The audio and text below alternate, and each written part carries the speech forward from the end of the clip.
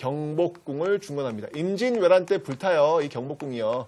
자, 그것을 폐허의 상태 속에서 방치되어 있었던 이 경복궁을 다시 중건해서 왕이 살아있음을, 왕이 존재하고 있음을 보여주려는 그런 모습이 지금 나타나고 있다는 얘기죠. 근데 이 경복궁을 중건하는 과정 속에서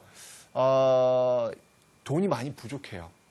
돈이 많이 부족해가지고 뭘 발행하냐면 이 원납전을 징수하고요. 원납전이라고 하는 건 뭐냐면 원에서 납부하는 돈이에요. 그러니까 이건 한마디로 얘기한다면 기부금이에요.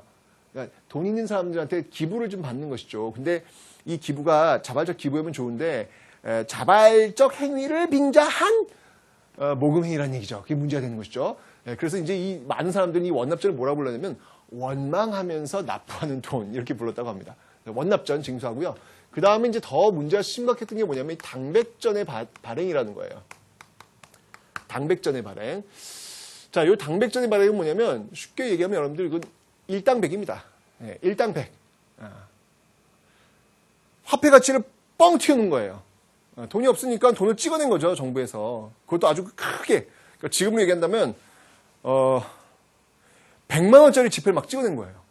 100만 원짜리 지폐를 막 찍어낸 거예요. 이게 화폐가 막 찍어내버리면 여러분들 화폐 가치가 떨어지죠? 화폐 가치가 떨어지면 어떤 현상이 벌어져요? 네, 물가는 올라갑니다. 화폐 가치 떨어지고 물가가 올라가는 현상 우리는 뭐라 그래요? 인플레이션 현상. 네, 인플레이션 현상이 벌어지게 되는 거예요. 어쨌건 그런 문제점이 발생하는데 이 당백전 제가 지금 한번 보여드리려고 하겠습니다. 저 앞에 거부터 한번 보세요. 네, 앞에 거. 네. 여기 흥선대원군의 어떤 그 모습이에요. 네, 흥선대원군의 모습이었고요. 자, 그 뒤에 한번 보겠습니다. 여기 이제 경복궁 근정전의 모습이 되겠습니다. 네, 아주 이게 이제 대원군의 그 개혁 정치에 의해 가지고 세워졌던 이 경복궁 근정전, 경복궁에 있는 법전이 되겠죠. 근정전. 다음 보겠습니다. 자, 여기 이제 당백전입니다. 지금 당백전, 당백, 여기 딱 써 있죠. 당백전. 이게 이제 악화예요, 악화. 굉장히 안 좋은 화폐라는 것이죠. 이제 이게 풀리면서 경제적으로 아주 심한 타격을 받게 되더라라는 거 여러분 기억해 주시면 되겠습니다. 자, 어쨌건 간에 여러분들요, 이 흥선대원군은 왕권 강화를 하기 위해서 어떤 그 소수가문, 어떤 권력을 가져오고 왕실의 위엄을 보여주기 위해서 이런 경복궁을 중건하는 모습을 보여주고 있습니다. 자, 이렇게 중앙에서는 말이죠, 이렇게 중앙 권력, 또 이제 질서를 잡기 위해서 여러분들 법전이라고 할 수 있는 대전 통편, 네, 이 대전 통편을 또, 네, 대전 회통이죠. 대전 회통. 대전 회통을 또 간행하는 그런 모습들 보이고 있습니다. 자, 중앙에서 이렇게 딱 질서를 잡은 다음에, 그 다음에 지방에 대해서 질서를 잡으려고 하는데 이것이 굉장히 당시 그 기득권 세력들에게 엄청난 저항을 받게 됩니다. 뭐 원납전 정도야, 뭐 이거야 뭐 돈 있는 사람들 뭐 낼 수 있다. 뭐 기분은 뭐 썩 좋진 않지만 낼 수는 있다. 라고 하지만 지금 이야기하는 바로 이 주제, 뭐였냐면 바로 서원 정리, 서원 철폐에 들어갑니다. 이거는 쉽지 않죠. 지금도 여러분들 우리나라에서 만약에 유명한 대학들을 통폐합한다 라고 했을 때 그 대학 출신들이 과연 어떻게 바라볼까요? 이거 쉽지 않습니다. 예, 왜냐하면 그 대학 출신들이 언론도 지금 가 있고 뭐 그 유수한 그 권력기에 다 가 있는 상황에서 그들 출신의 대학들을 만약에 없앤다 라는 어떤 그런 개혁 정책을 펼친다고 한번 생각을 해보세요. 그거 쉽지 않습니다. 그거 굉장히 어려운 겁니다, 여러분들. 이 서원 정리, 당시 어떤 그 양반 유생들의 기득권이 집합되어 있는 곳이 바로 이 서원인데 이 서원을 과감하게 치는 거예요. 과감하게. 왜냐하면 그 서원에서 부정과 비리가 많이 벌어집니다. 이 서원에서 제사를 지낸다라고 하면 편지 띄워요. 그러면 그 지역에 있는 마을 사람들이 돈을 모아가지고 제사 비용을 막 내고 그래요. 그러니까 기층 민중들의 고열을 쪽쪽쪽쪽 빨아먹는 그런 곳이었기 때문에 흥선대원군은 이래서는 안 된다라고 해서 과감하게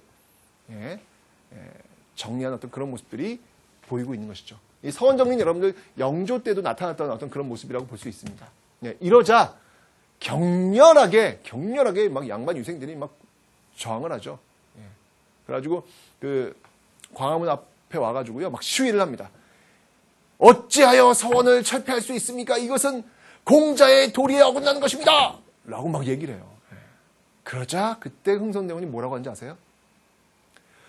공자가 다시 살아난다 해도 너희들이 기층민중들의 고해를 빨아먹는다면 나는 그 공자라도 용서할 수 없다라는 이야기를 합니다. 오, 이거는 엄청난 겁니다. 왜냐하면 공자는 건드릴 수 없는 성역이에요. 유교 국가에서 말이죠. 근데 그 공자라도 나는 용서하지 않겠다라고 하는 것은 이 집권자의 집권 의지를 보여주고 있는 것이죠. 말 안 들면 가만. 그래서 저 시위하고 있는 유생들을 다 잡아가지고 한강 밖으로 다 몰아내버려요. 엄청난 그런 개혁을 단행하는데 사실은 이것으로 인해서 나중에 결국 흥선대원군은 탄핵을 당합니다. 네. 개혁은 여러분들 쉽지 않습니다. 쉽지 않습니다. 자, 어쨌건 이 서원 정리, 이런 모습들 나타나죠. 이제 이런 걸 통해서 왕권을 강화하는 거예요. 중앙에서 어떤 그 권력을 장악하고요. 지방에서의 어떤 그 지방의 어떤 그 세력들을 또 장악하는, 중앙과 지방에 걸쳐서 왕권을 강화시키는 이런 개혁들을 단행하고 있다는 거 기억해 주시면 되겠습니다. 자, 다음 이제 민생 안정 측면입니다. 자, 민생 안정. 자, 여기서는 어떤 모습들이 있을까요? 일단 삼정의 문란이 있으니까 이거 고쳐야 될 거 아닙니까? 그죠? 자, 삼정의 문란. 자, 먼저 전정, 그 다음에 군정, 삼정은 배웠어요, 전 시간에. 그 다음에 환곡, 이렇게 있죠. 자, 그러면 이걸 어떻게 기억하냐면, 전정. 자, 조선 후기에 가장 큰 문제가 되는 게 뭐냐면, 세금을 안 내는 토지가 많다는 거예요. 권력들이 있으니까 이것 빼고 저것 빼고. 특히 이제 서원도 면세지예요. 면세지가 굉장히 많아요. 세금 안 내는 그 토지가 많거든요. 이제 이런 것들의 문제점들을 극복하기 위해서 다시 토지 조사 사업 시작합니다. 세금 안 내는 거, 양반 기득권을 갖고 있는 그런 땅들 다 조사해가지고 세금 물리는 거예요. 그래서 전정, 요거는 이제 그걸 양전사업이라고 그래요. 양전사업. 토지 조사 사업을 양전사업이라고 하거든요. 이런 양전사업을 시행하고요. 그 다음에 이 군정. 이 군정이 또 이 엄청난 또 회오리 바람을 불러 일으킵니다. 이게 뭐냐면, 군정은 여러분들 군대에 가는 대신에 포를 내는 겁니다. 그죠? 예, 1년에 한 필씩 균역법 기억나시죠, 여러분들? 네, 그거예요, 그거. 자, 그런데 중요한 건 뭐냐면, 포를 내는 데 있어가지고의 조건이 있어요. 양반은 면제입니다. 그게 양반의 특권이고 내가 양반인지 아닌지 알 수 있는 그 근거는 뭔지 아세요? 바로 포를 내느냐 안 내느냐. 아, 이게 바로 양반이고 아니고의 어떤 그 차이를 확실히 보여주는 거예요. 그런데 이 흥선대원군은요. 바로 그 양반들이 몇백 년 동안 지켜내려왔던 그 특권을 거두어갑니다. 바로 호포제의 시행. 호포제의 시행. 자, 호포제는 뭐냐면 집집마다 포를 내는 거예요. 양반 집이건 상민 집이건 뭐 중인 집이건 다 내라는 거예요. 집집마다